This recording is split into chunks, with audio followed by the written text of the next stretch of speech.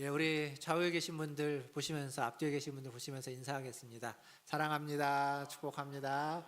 사랑합니다. 축복합니다.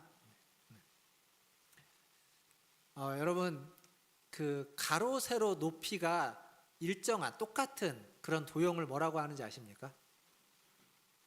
예? 네, 그렇죠. 비슷하게 뭐 나옵니다. 정사각형인데 높이가 있어서 정육면체라고 합니다. 정육면체. 가로 세로 높이가 일정한 걸 그런 도형을 정육면체라고 하는데, 그런 정육면체로 만들어진 우리 주변에 있는 물건이 뭐가 있을까요? 여기 앞에 있는 이 황금함 아래에 있는 저런 건 이제 직육면체거든요. 정육면체는 우리가 잘 아는 주사위가 있습니다. 주사위. 물론 이제 끝에 그 모서리 부분들이 꼭지점 부분들이 깎여져 있기는 하지만 주사위가 기본적으로 정육면체이고, 그리고 이제 애들이 그 색깔 맞추는 그 루미큐브라고 하죠. 큐브가 그게 이제 또 정육면체에 있습니다. 되게 큰 건 별로 없고 작은 것들이 주로 있는데, 이 정육면체 모양의 큰 건 어디에 주로 나오냐면 영화 같은 데 가면 무슨 신비한 돌 막 이런 것들을 할 때 이렇게 큰 그런 큐브 모양, 그걸 큐브라고 부르는데 영어로는 그런 게 나옵니다. 지난주에 거룩한 성 예루살렘이라는 제목으로 9절부터 14절까지 말씀을 전했습니다. 거룩한 성 예루살렘이 그냥 우리가 죽어서 가는 천국의 이미지로 비춰지지만 사실은 이 땅에 있는 교회, 하지만 불완전한 교회가 아니라 완전한 교회, 완성되고 승리한 교회의 모습을 전제로 하고 있다, 그렇게 말씀드렸고, 그러한 교회의 가장 중요한 지점은 하나님의 영광, 하나님의 임재가 충만한 곳이어야 된다. 즉 교회라는 곳은 하나님의 영광이, 하나님의 임재가 충만해야만 한다라고 지난주에 말씀드렸습니다. 오늘은 이제 거기서 이어지는 거룩한 성 예루살렘에 대한 외형의 이야기, 그리고 거룩한 성 예루살렘의 특징에 대한 이야기를 할 겁니다. 근데 기억할 건 이건 지금 교회에 대한 이야기라는 겁니다. 제가 거룩한 성 예루살렘, 거룩한 성 이런 표현을 쓰지만 이게 교회다라고 하는 것을 여러분 잊어서는 안 됩니다. 불완전한 우리가 아니라 완전한 교회, 그리고 우리가 지향하고 우리가 목적으로 삼아야 되는 교회의 모습을 지금 이야기하고 있는 거다라는 걸 기억하시면서 오늘 말씀을 들으면 좋겠습니다. 자, 아까 우리가 여러분이 읽었던 16절 말씀을 한 번 더 같이 읽어보도록 하겠습니다. 16절입니다. 시작. 그 성은 네모가 반듯하여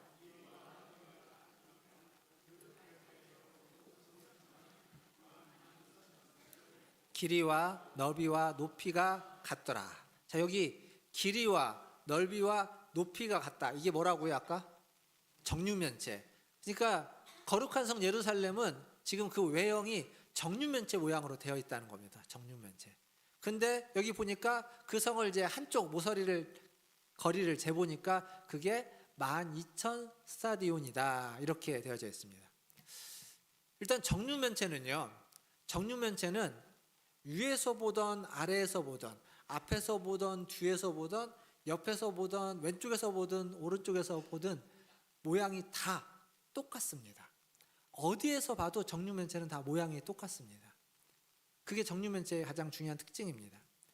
그러니까 그 얘기는 뭐냐면 지금 하나님이 만드시고 하나님이 하늘에서 내려보내주시는 이 거룩한 성 예루살렘은 어느 곳에서 봐도 동일하다는 거예요. 그럼 마치 하나님이 어제나 오늘이나 내일이나 과거나 지금이나 미래나 영원히 동일하신 것처럼 그걸 그 성 자체가 반영하고 있는 겁니다.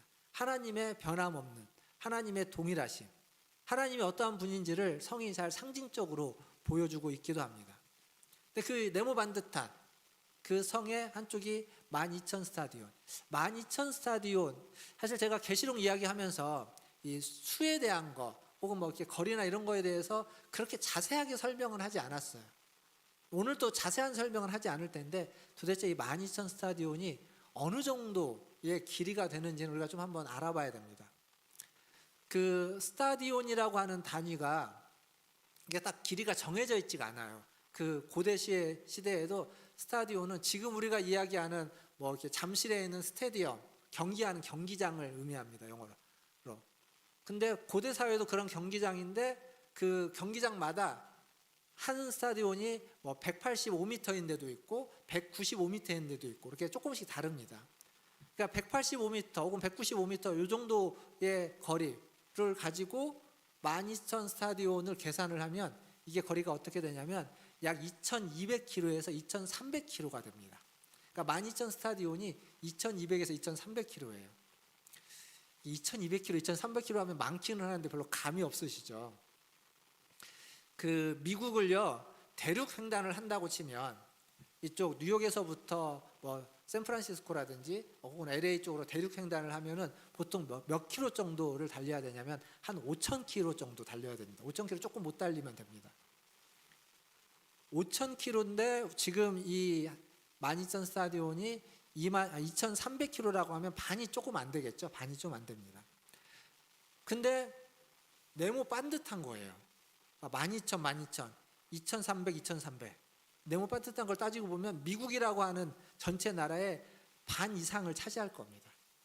그 땅이 그만큼 넓은 땅이 그 바탕에서 이제 중요한 건 문제로 위에로 높이가 또 12,000 스타디온이에요. 2,300km. 이게 사실 이제 2,300km가 하늘로 2,300km가 어느 정도 높이인지 우리가 감이 안 오는데 비행기가 날아다니잖아요. 그게 상공 몇 킬로에서 날아다니는 줄 아십니까?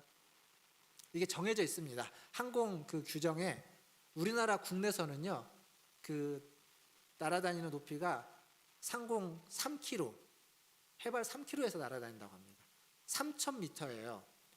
근데 지금 우리가 이야기하고 있는 건 2,300km잖아요. 3km, 뭐 턱없는 거죠. 국제선은 조금 더 높은 곳에서 난다고 합니다. 국제선은 8km가 기준이라고 합니다. 8km. 그러니까 굉장히 높이 날고 있는데 우리 눈에. 근데 지금 이 거룩한 성 예루살렘의 그 높이와 비교해 보면 이게 게임이 안 됩니다. 지구에 대기권이라는 게 있습니다. 대기권. 그러니까 우리가 숨 쉴 수 있는, 호흡할 수 있는 공기가 있는 대기권. 이게 해발 몇 킬로 정도 되냐면 17km 정도 됩니다. 자, 2,300에는 아직도 턱없이 부족한 거예요. 그 대기권을 지나가면은 그 위에가 성층권이라고 부르고 거기 한 해발 50km 정도 되고 그 위에 뭐 중간권, 열권 그리고 이제 거의 우주에 가까운 우주로 지구를 벗어나는 내가 이제 외기권이라고 하는데 이 외기권이 2,000km에서 2만 km까지를 외기권이라고 한다고 합니다. 지금 생각해 보십시오. 얼마나 높은 건지. 지구 주변에 인공위성이 많이 돌고 있잖아요. 인공위성은 도대체 몇 킬로 정도 상공에서 도는가? 저도 잘 모르니까 검색을 다 해봤습니다. 그러니까 인공위성이 도는 궤도를 몇 가지로 나누었습니다. 저궤도 위성, 그리고 이제 중궤도 위성, 그리고 그 다음은 이제 그 뭐라고 합니까? 정지궤도. 그러니까 인공위성이 멈출 수 있는 궤도.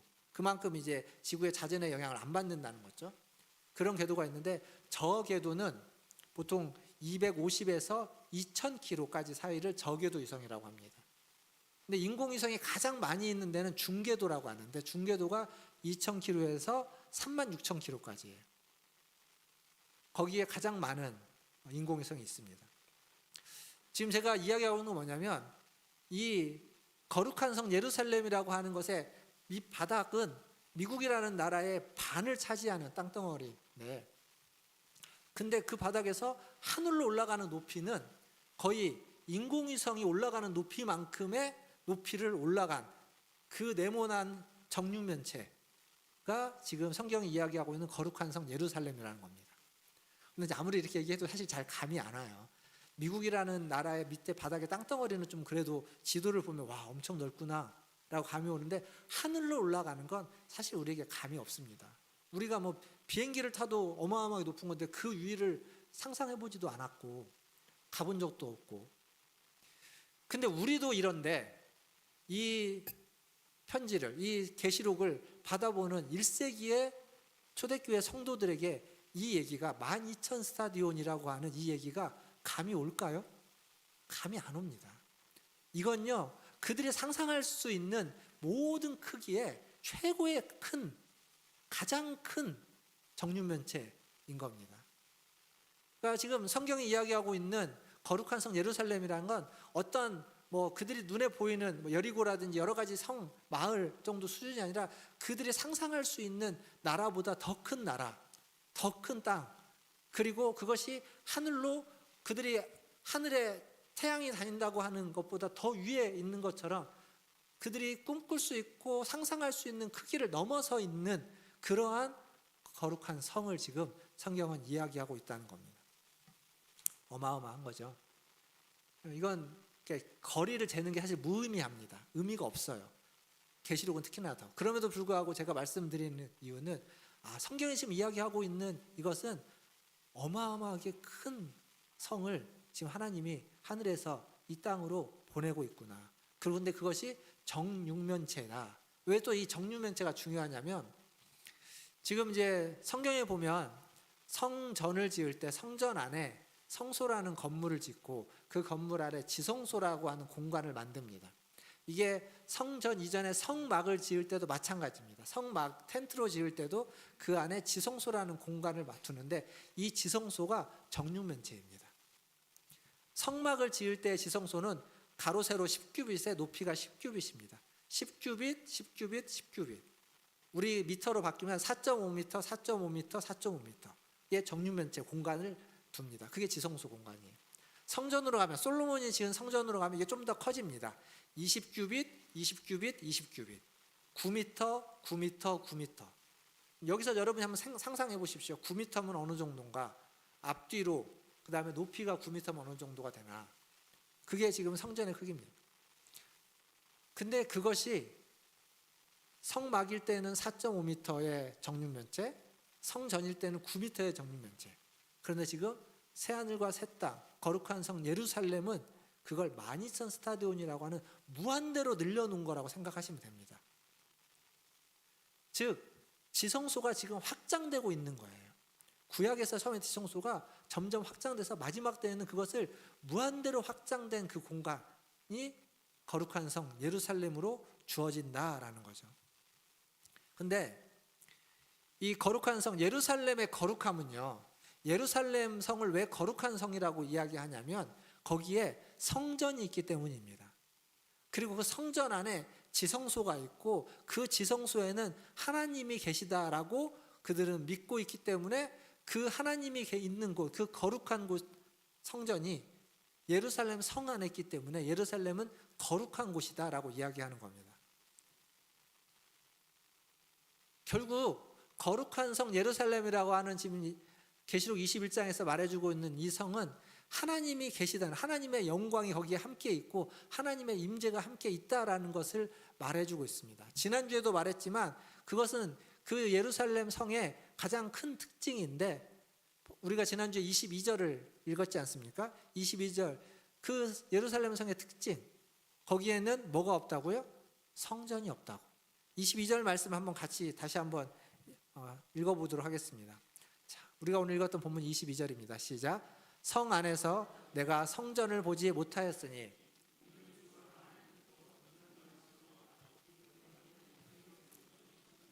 예. 성전이 없는 이유가 뭐냐면 하나님이 전능하신 하나님이 곧 성전이고 어린 양이 곧 성전이기 때문이다. 그러니까 사실 성막, 성전, 이건 하나님이 어떠한 분인지, 하나님이 어떻게 일하시는지를 보여주기 위한 하나의 상징물이었습니다. 그러니까 하나님이 어떠한 분인지를 보여주기 위한 상징물로서 이 땅에 주어진 건데, 지금 거룩한 성 예루살렘이라고 계시록 21장에 나오는 그 성에는 그 상징물은 사라지고 이제 본체, 실제 하나님이, 그 영광스러운 하나님이 그곳에 계시기에 더 이상 상징물은 필요가 없는 거예요. 의미가 없는 겁니다. 그러니까 없다고 이야기하는 거예요.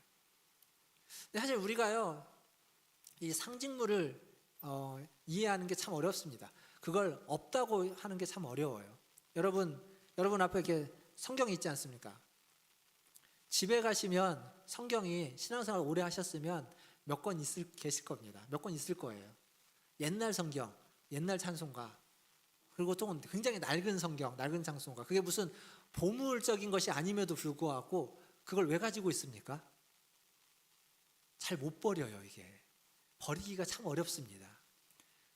이게 하나님이 아니거든요.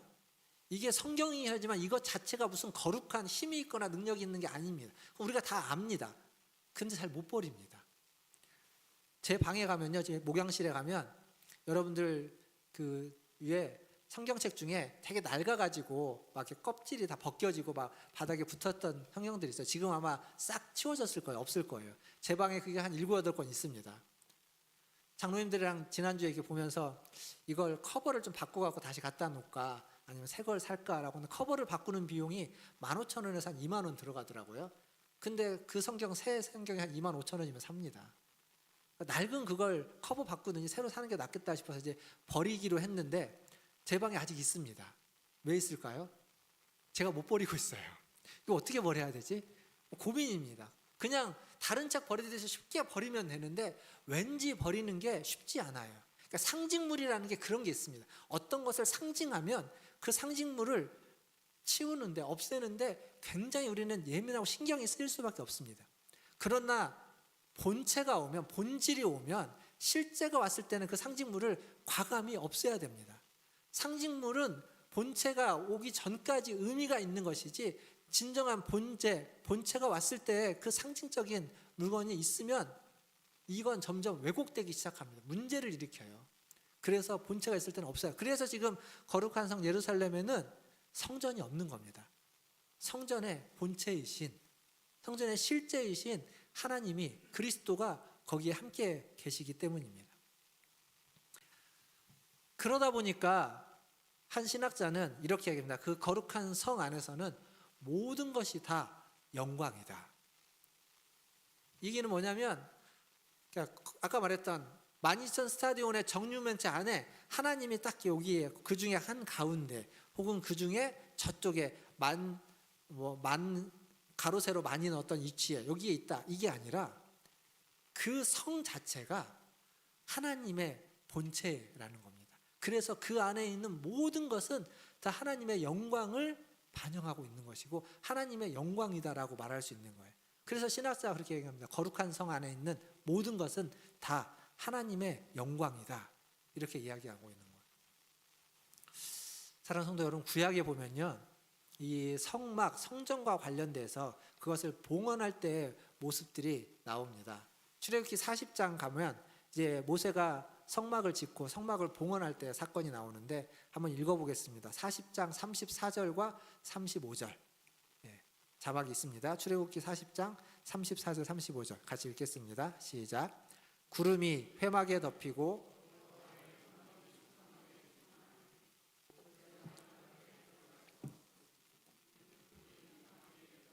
여호와의 영광이 성막에 충만함이었으며, 출애굽을 해서 광야에서 성막을 지었습니다. 성막을 만들고 성막을 봉헌할 때 모세가 그 성막 안에, 그 회막 안에 들어갈 수 없을 정도로 하나님의 영광이 구름으로 가득 찼다, 이렇게 이야기하고 있습니다. 이 똑같은 현상이 솔로몬이 성전을 짓고 성전을 봉헌할 때 또 등장합니다. 열왕기상 8장 10절과 11절인데 같이 읽어보겠습니다. 화면 자막 보여주세요. 8장 10절과 11절 시작. 제사장이 성소에서 나올 때 구름이 여호와의 성전에 가득하매 제사장이 그 구름으로 말미암아 능히 서서 섬기지 못하였으니 이는 여호와의 영광이 여호와의 성전에 가득함이었더라. 아멘. 솔로몬도 성전을 완공하고 하나님께 봉헌할 때 같은 일이 일어납니다. 성전에 구름이 가득해서 제사장들은요, 그 모세가 지었던 성막에서부터 시작해서 다윗의 성전, 성막 계속 제사를 집리했던 그 안에서 일을 했던 사람들입니다. 근데 그들이 그 여호와의 영광이 구름으로 가득 차자 11절에 뭐라고 말하냐면 능히 서서 섬기지 못했다. 서 있을 수 없었다는 겁니다. 다른 말로 바꾸면 그 안에서 부복할 수밖에 없었다. 무릎 꿇고 경배할 수밖에 없었다라는 이야기입니다. 사랑하는 성도 여러분, 신앙생활을 하면서 하나님의 영광을 이렇게, 그 영광이 우리를 압도하는 경험, 이런 경험을 하지 못하면 굉장히 아쉬운 겁니다. 굉장히 속상한 겁니다. 되게 오래전입니다. 제가 대학교 군대 갔다가 제대하고 난 다음에 아마 93년 12월 정도였을 겁니다. 12월 정도에 역곡에 있는 제 부천 역곡에 있는 새소망 소년의 집이라는 곳에서 3박 4일 동안 예수전도단에서 주최하는 예배 학교가 있었습니다. 그 예배 학교에 참여했어요. 첫째 날 저녁에 이제 찬양하고 또 기도하고 말씀 듣고 그런 시간들 갖다가 첫째 날, 둘째 날, 그리고 이제 셋째 날이 이제 마지막 날 저녁이죠. 찬양을 하고 이제 예배를 드리고 있는데 앞에서 찬양 인도하는 친구들이 예, 우리 성대진 목사님처럼 기타 치면서 옛날엔 기타 치면서 찬양 인도하는 사람이 되게 많았습니다.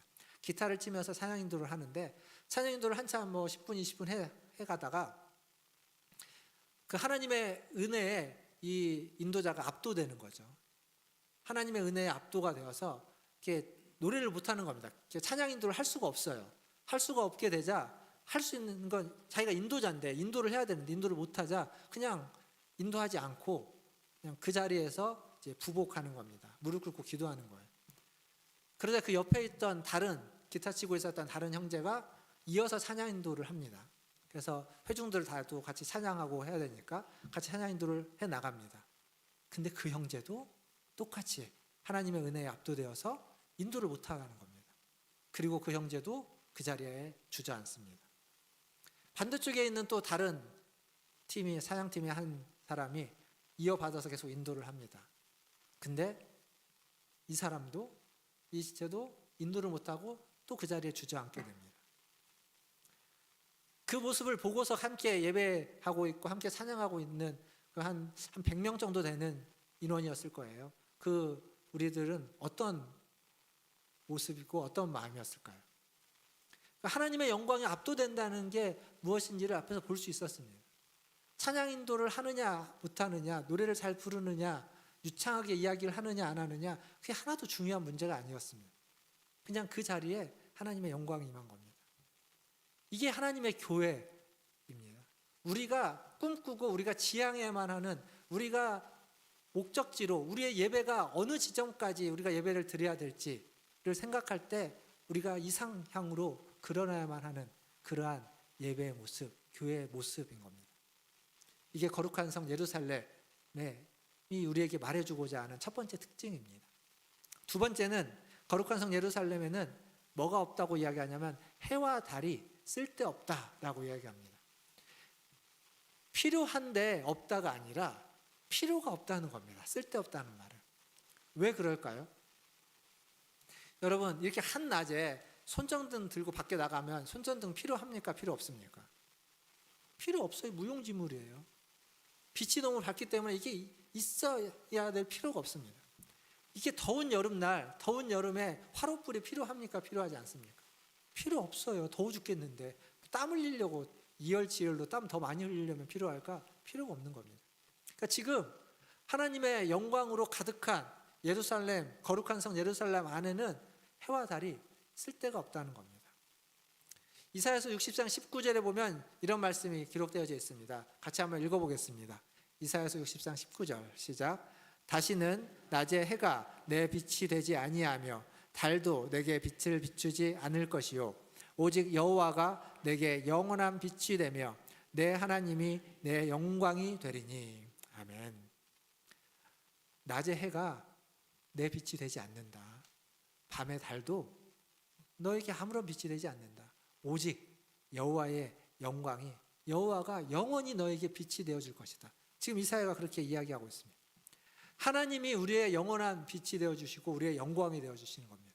해와 달이 필요 없습니다. 이게 우리가 마지막에 지향점으로 삼아야 되는 교회의 모습, 성도의 모습입니다.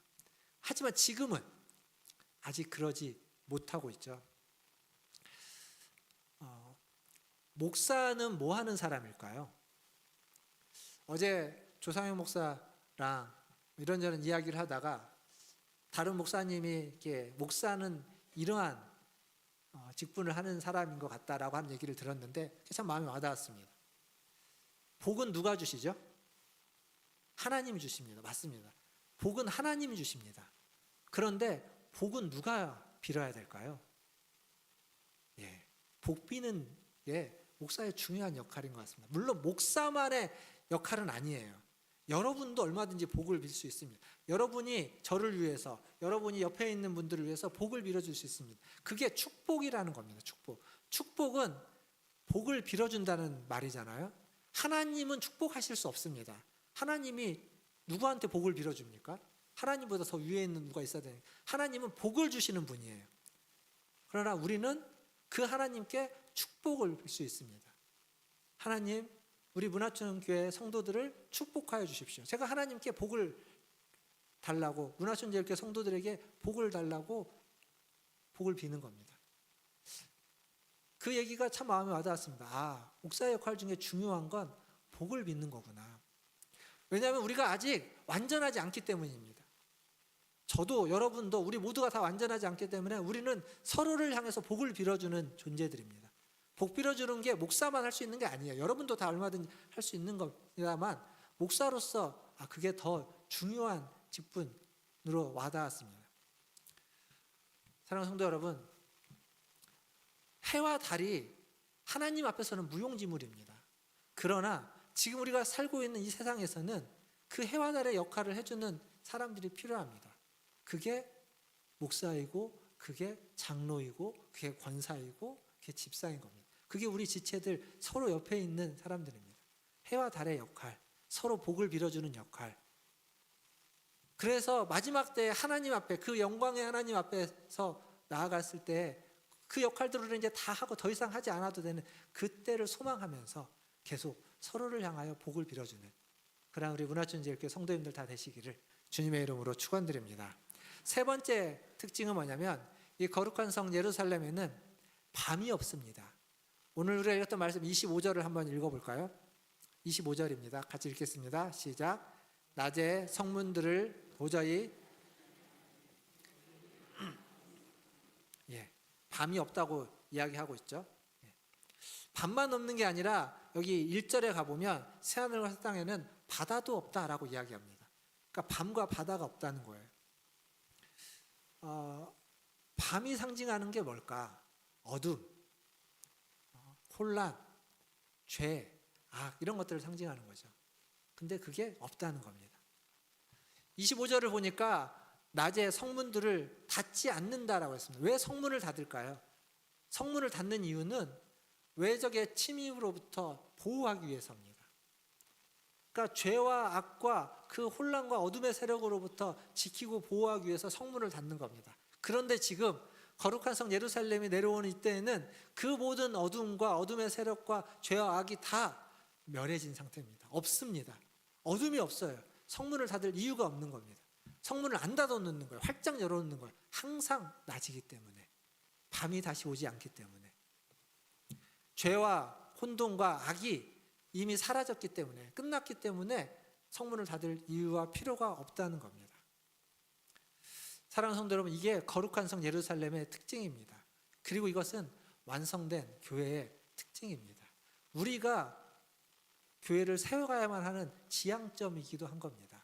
죄와 악이 없는, 혼돈과 혼란과 분란과 갈등이 없는 곳, 그런 것들이 우리 안에서 생기려고 하면 자꾸 그것을 우리는 떼어내야 됩니다. 우리의 말과 행동, 어떤 이유 때문이든 갈등과 분란이 생기려고 하면 그것을 찾고 제거하고 그것을 찾고 없애려고, 그 갈등을 극복하고 넘어서려고 하는 교회, 그게 거룩한 성 예루살렘을 향해 가는 진정한 교회의 모습입니다. 그게 우리가 추구해야만 하는 모습이죠. 그리고 그러한 곳에 들어가는 사람들은 어떤 사람이냐? 27절에 나옵니다. 여기 27절 말씀을 또 한번 읽어보겠습니다. 27절 시작. 무엇이든지 속된 것이나 가증한 일 또는 거짓말하는 자는 결코 그리로 들어가지 못하되 오직 어린 양의 생명책에 기록된 자들만 들어가리라. 아멘. 누구만 들어간다고요? 생명책에 기록된 자들, 어린 양의 생명책에 기록된 자들. 여러분의 이름이 어린 양의 생명책에 기록된 줄 믿습니다. 아멘 안 하신 분들이 계시네요. 여러분의 이름이 어린 양의 생명책에 기록되어 있다고 믿으십니까? 거짓을 말하는 자, 그리고 가증한 일을 행하는 자는 그리로 들어가지 못하고 어린 양의 생명책에 기록된 자들만 들어간다라고 성경은 이야기합니다. 그곳은 하나님의 거룩한 임재가 있는 곳이죠. 성전이 없는 곳. 왜냐하면 하나님이 성전이고 그 성 자체가 성전이기 때문에 영광스럽고 아름다운 곳, 하나님의 그 영광을, 하나님의 그 아름다움을 그냥 그대로 보고 느낄 수 있는 곳, 모든 것이 다 영광스럽고 아름다운 곳입니다. 해와 달이 쓸데가 없는 곳, 다 빛나고 영광스럽기 때문에. 이게 가능한 건요, 이게 가능한 이유는 하나님이 그런 분이시고 하나님이 거기에 계시기 때문입니다. 근데 지금 우리는 그게 가능할까요? 지금 우리는 가능하지 않습니다. 하지만 가능하지 않다고 해서 하나님의 영광을 우리가 볼 수 없고 느낄 수 없느냐, 누릴 수 없느냐? 아닙니다. 하나님은 지금 우리가 여전히 불완전하긴 하지만 불완전한 우리에게 그 하나님의 영광을, 그 하나님의 아름다움을 보고 느낄 수 있도록 하기 위해서 우리 안에 무엇을 두셨냐면 성령을 두셨습니다. 사도 바울이 뭐라고 말하냐면 고린도전서 3장 16절과 6장 19절을 같이 읽어볼 텐데, 같이 읽어보겠습니다. 일단 3장 16절 시작. 너희는 너희가 하나님의 성전인 것과 하나님의 성령이 너희 안에 계시는 것을 알지 못하느냐. 자, 6장 19절 이어서 읽겠습니다. 너희 몸은 너희가 하나님께로부터 받은 바 너희 가운데 계신 성령의 전인 줄을 알지 못하느냐. 너희는 너희 자신의 것이 아니라. 나중에 거기에 가서만 느끼는 거, 볼 수 있는 것이 아니라 지금 여기에서도 우리가 불완전하지만 보고 느끼고 경험할 수 있는 이유는 우리 안에 하나님이 성령을 두셨습니다. 그래서 우리의 몸이 성전되게 하셨다는 겁니다. 그 성전을 우리가 더럽히고 그 성전을 망가뜨리고 그 성전을 추하게 하고 악하게 만들면, 그러면 우리는 그 나라에 갈 수가 없는 겁니다. 그러나 우리가 그 성전을 성전답게 만들고 나를 성전답게, 하나님의 성령이 있을 수 있는 깨끗하고 아름다운 곳으로 만들어가고 나의 말과 나의 행동과 나의 삶을 그렇게 만들어 간다면 우리는 그 속에서 하나님의 영광을 볼 수 있고 느낄 수 있고 누릴 수 있게 되는 겁니다. 그래서 성전이라고 말할 때 구약의 얘기든 신약의 얘기든 성전이라는 표현을 쓸 때 우리는 뭘 염두에 둬야 되냐면, 하나님의 성령의 전인 내가 성전이지. 그런 우리들이 모여있는 교회가 성전이지. 성전 건축을 한다라고 하면 어떤 건축물을 세우는 것이 아니라 우리가 신앙으로 바로 세워가는 것, 교회가 하나님의 뜻대로 바르게 세워져 가는 것, 이게 성전 건축이다라고 생각해야 됩니다. 그래서 이제 어떤 분들은 보이지 않는 성전 건축이라고 해서 교회를 새롭게 하는 타이틀로 예전에 삼기도 했었습니다. 어쨌거나 중요한 건 교회가, 성도가 교회답고 성도다운 그 거룩함을 가지려면 결국 하나님의 영광으로 충만해야 됩니다. 하나님의 임재 가운데 충만해야 됩니다. 참된 예배는 하나님의 임재가 있고 하나님의 영광이 있는 그 하나님의 임재와 영광을 경험하고 맛보고 누리는 예배, 그것이 참된 예배이고 거룩한 예배입니다.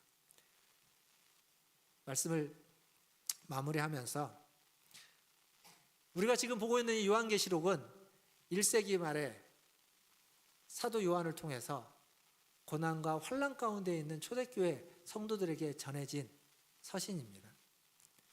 그들이 계시록 말씀을 보면서 앞에서부터 쭉 읽어오고 그 소리를 들으면서 이 마지막 20장을 넘어서 21장, 22장에 갔을 때 그들은 어떻게 이 말씀을 들을까요? 이 거룩한 성의 영광이 너의 삶을 비출 것이다. 너의 삶에 나타날 것이다. 그 영광이 비추는 너의 삶을 바라보라. 그렇게 들릴 겁니다. 너희가 장차 얻게 될 그 영광은, 그 영광의 그 아름다움은 지금 너희가 겪고 있는 고난과 환난과 그 어려움보다 더 크고 더 가치 있는 것이기에 믿음으로 인내하고 연단하며 살기를 부탁하는 음성으로 들릴 겁니다. 뿐만 아니라 장래에 우리에게 주어지는 그 영광이 얼마나 아름답고 얼마나 영광스러운지, 얼마나 빛나는지를 꿈꾸게 하는 상상케 하는 말씀으로 전해질 겁니다. 근데 그것은 비단 초대교회 성도들에게만 주어지는 말씀이 아니라 지금 우리에게도, 우리가 신앙생활을 해나가면서 꿈꾸는 것, 언젠가 여러분들에게 하나님 우리를 부르시는 죽음에 대한 설교도 한번 해야 된다라고 생각되는데, 그 죽음을 앞에 두고 있을 때, 죽음을 준비할 때 우리가 무엇을 꿈꿔야 될까요? 그냥 힘들게 죽고 어렵게 죽고, 그렇게 아니고 좀 편안하게 죽는 것, 그거 기도하고 꿈꿔야 되겠죠.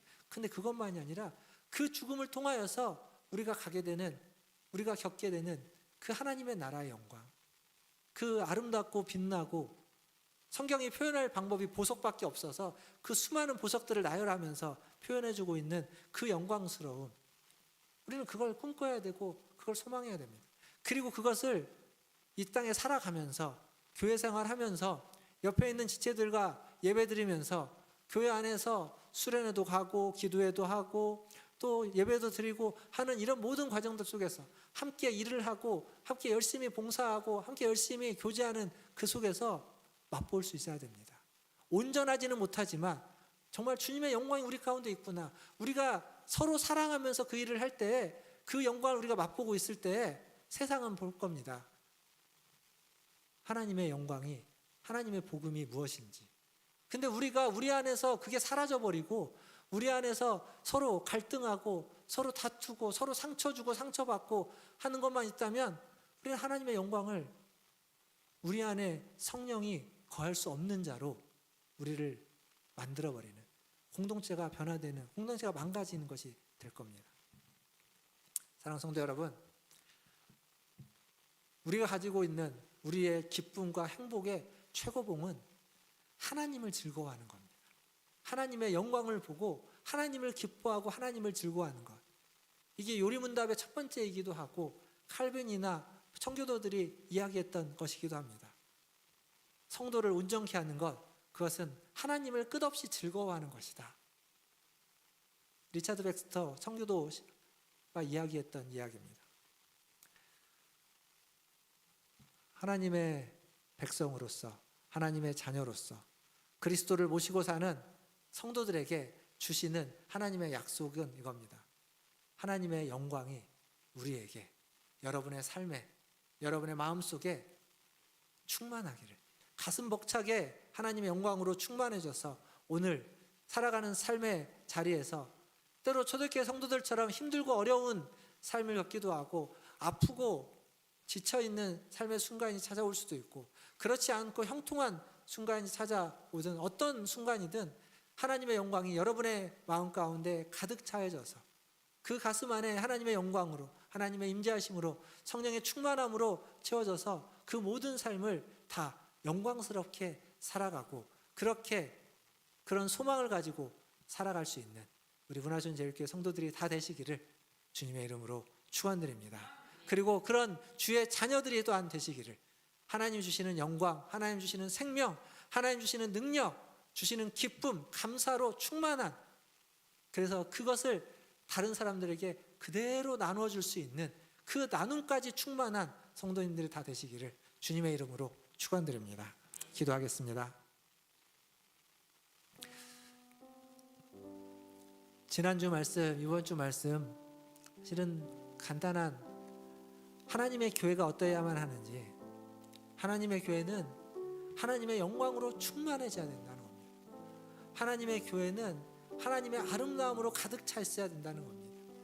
하나님의 교회인 여러분이, 여러분 한 사람 한 사람이 그런 아름다움, 그런 영광으로 여러분의 몸이, 여러분의 마음이, 여러분의 삶이, 여러분을 만나는 모든 사람들에게 그 아름다움을, 그 영광스러움을 드러낼 수 있어야 됩니다. 내게 없는데 어찌 그게 드러날 수 있겠습니까? 내 안에 가득 차 있으면 숨기고 싶어도 자연스럽게 드러날 수 있습니다. 우리 시간 기도할 때 하나님의 영광으로 나를 채워주시옵소서. 하나님의 아름다움으로 나를 채워주시옵소서. 하나님을 기뻐하는 기쁨으로, 그 감사로, 하나님의 은혜로, 하나님의 생명으로 나를 채워주시옵소서. 그래서 이 땅을 살아가면서 자연스럽게 그것이 드러나고 그것이 흘러가고, 그래서 다른 이들을 사랑하고 섬기고 하나님의 영광을 보여줄 수 있는 그러한 복된 하나님의 자녀가 되게 하여 주시옵소서라고 같이 한 목소리로 기도하며 나가겠습니다. 기도하겠습니다. 하나님 아버지, 시간 하나님 앞에 나아갑니다. 하나님의 영광 앞에 나아갑니다. 하나님의 은혜 앞에 나아갑니다. 하나님 우리를 이끌어 주시옵소서. 하나님의 우리를 아버지는 하나님의 참고 인도하여 주시옵소서.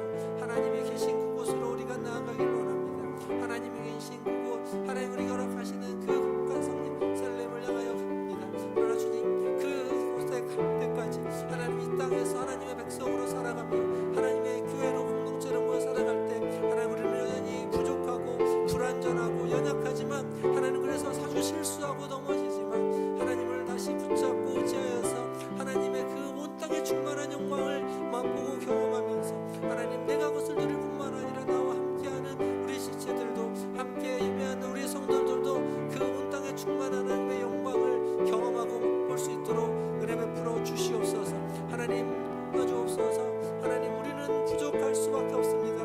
하나님 우리는 할 수밖에 없습니다. 아버지 하나님, 우리는 그 끝을 알 수 없는 아버지 그 전방에 빠질 때도 있습니다. 그러나 주님, 그 전방에서 우리를 건져 주시옵소서. 그 고난을 아버지 하나님 겪고 이겨내며 하나님 나가게 하여 주시옵소서. 하나님 거룩하신 하나님의 임재 속에서 하나님 안식을 누리게 하시고 아버지 하나님 그 임재로 거룩한 하나님 그 삶을 살아갈 수 있도록 가슴 벅찬 그 꿈을 가지고 그 영광을 가지고 믿음으로 살아갈 수 있는 하나님 주의 자녀들 다 되게 하여 주시옵소서. 하나님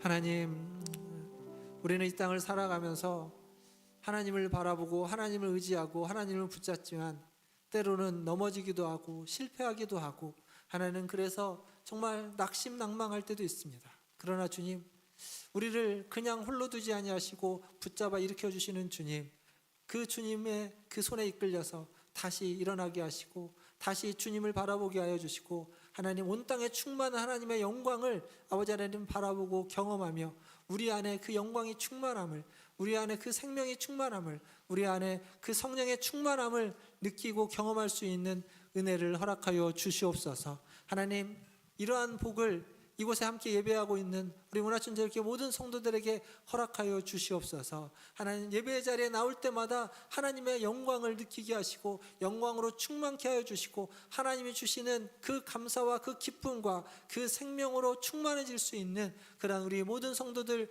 되게 하여 주시옵소서. 그래서 하나님의 그 영광을 가지고 가슴 벅찬 영광을 가지고서 믿음으로 살아가게 하여 주시고 소망을 가지고 살아가게 하여 주시고 하나님을 만날 날을 꿈꾸면서 살아가는 우리 모든 문화천재교회 성도들 다 되게 하여 주시옵소서. 감사하며 예수님의 이름으로 기도하옵나이다.